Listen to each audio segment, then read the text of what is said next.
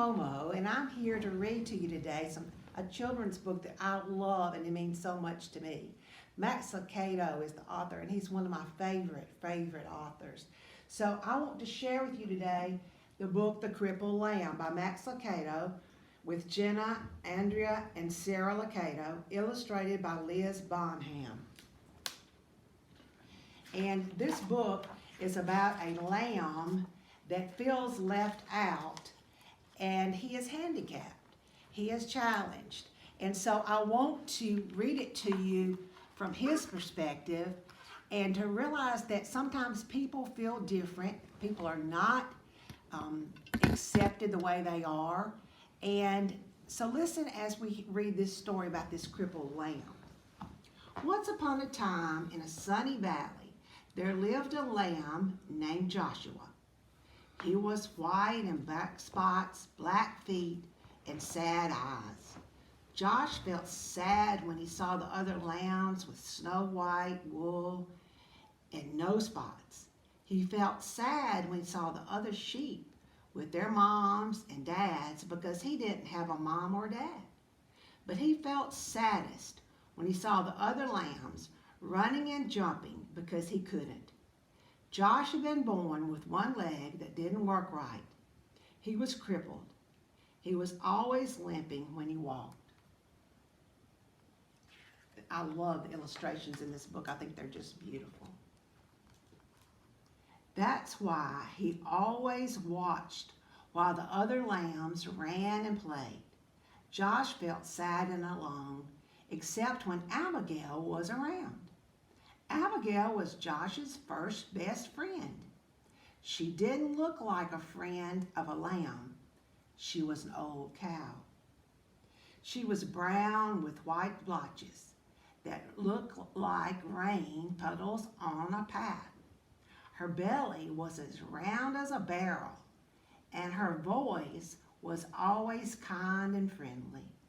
Some of Josh's favorite hours were spent with Abigail.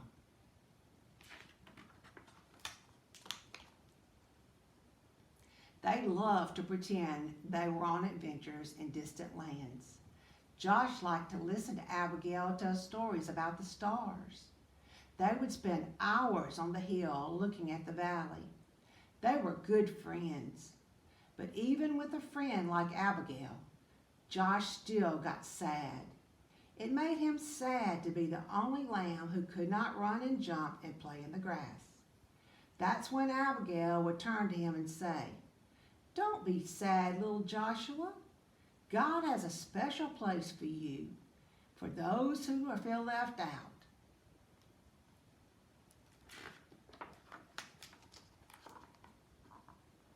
Josh wanted to believe her, but it was hard. Some days he just felt alone. He really felt alone the day the shepherds decided to take the lambs to the next valley where there was more grass. The sheep had been in the valley so long, the ground was nearly bare. All the sheep were excited when the shepherd told them they were going into a new meadow.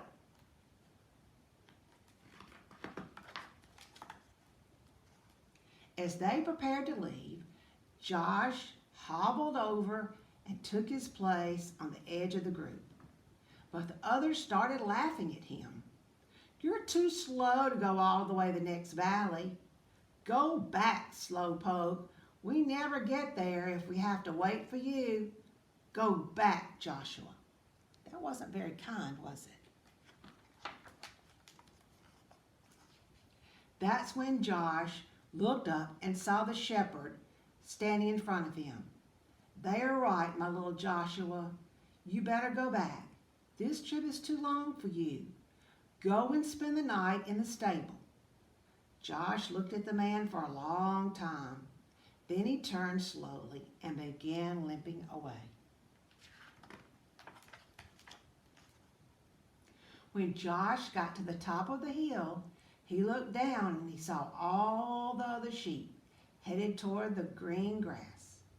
Never before had he felt so left out. A big tear slipped out of his eye, rolled down his nose, and fell on a rock. Just then he heard Abigail behind him, and Abigail said what she always said when Josh felt sad. "Don't be sad, little Joshua. God has a special place for those who feel left out." Slowly the two friends turned and walked to the stable together. By the time they got to the little barn, the sun was setting like a big orange ball. Josh and Abigail went inside and began to eat some hay out of the feed box. They were hungry, and the hay tasted so good. For a little while, Joshua forgot that he was left behind. "Go to sleep, little friend," Abigail said after they finished eating. "You've had a hard day." Josh was tired, so he lay down on the corner of some straw and closed his eyes. He felt Abigail lean down to his side, and he was glad to have Abigail as a friend. Soon Josh was asleep, but at first he slept soundly, curled up against Abigail's back. In his sleep, he dreamed of running and jumping just like the other sheep. He dreamed of a long walk with Abigail through the valley. He dreamed of being in a place where he never felt left out. Suddenly, strange noises woke him up.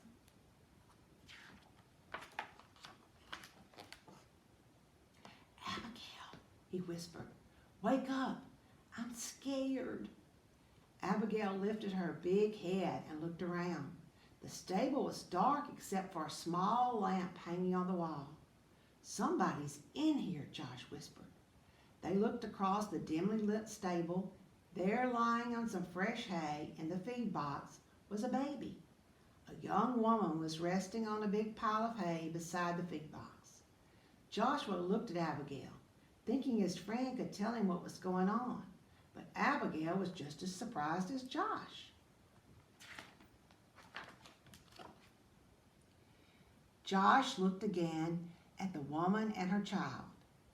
Then he limped across the stable. He stopped next to the mother and looked into the baby's face. The baby was crying. He was cold. The woman picked up the baby and put him on the hay next to her. Josh looked around the stable for something to keep the baby warm. Usually there were blankets, but not tonight. The shepherds had taken them all on their trip across the valley.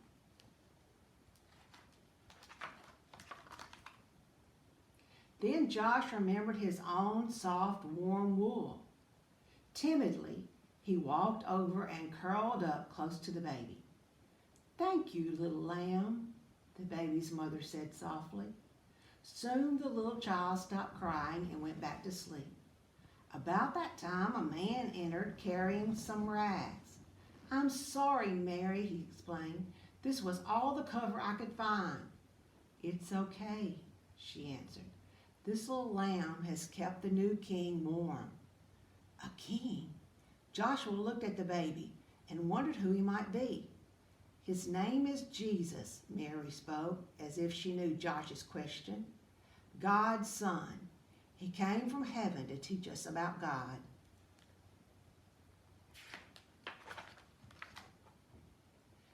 Just then, there was another noise at the door. It was the shepherds, the ones who had left Joshua behind. Their eyes were big and they were excited. "We saw a bright light and heard the angels," they began. Then they saw Joshua next to the baby. "Joshua, do you know who this baby is?" "He does now." It was the young mother who was speaking. She was looking at Joshua and smiled. "God has heard your prayers, little lamb. This little baby is the answer."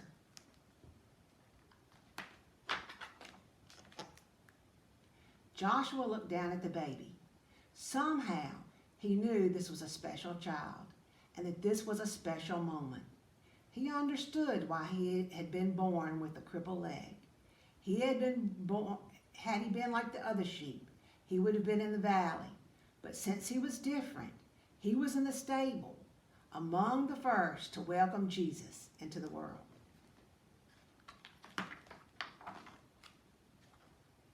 He turned and walked back to Abigail and took his place beside his friend. "You were right," he told her. "God does have a special place for me." And God has a special place for each of you. If you're different, it's okay. God made you that way, and he has a gift for you, a special place for you. God bless.